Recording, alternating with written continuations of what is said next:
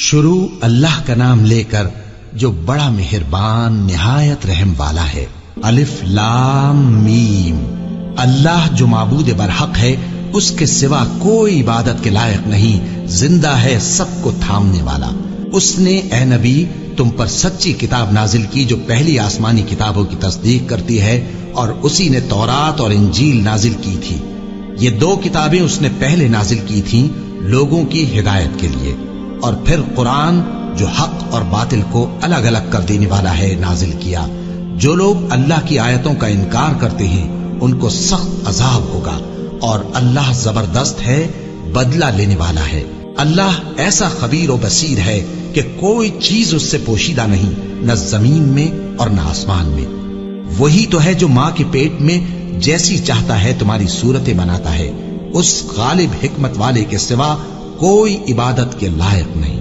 اے پیغمبر، وہی تو ہے جس نے تم پر یہ کتاب نازل کی جس کی بعض آیتیں محکم ہیں اور وہی اصل کتاب ہے، اور بعض دوسری متشابہ ہیں۔ تو جن لوگوں کے دلوں میں کجی ہے وہ متشابہات کا اتباع کرتے ہیں تاکہ فتنہ برپا کریں اور مراد اصلی کا پتہ لگائیں، حالانکہ مراد اصلی اللہ کے سوا کوئی نہیں جانتا۔ اور جو لوگ علم میں گہری نظر رکھتے ہیں وہ یہ کہتے ہیں کہ ہم ان پر ایمان لائے۔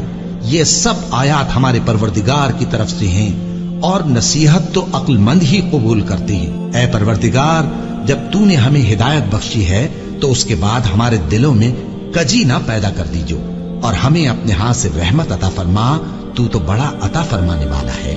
اے پروردگار، تو اس روز جس کے آنے میں کچھ بھی شک نہیں سب لوگوں کو اپنے حضور میں جمع کر لے گا۔ بے شک اللہ خلاف وعدہ نہیں کرتا۔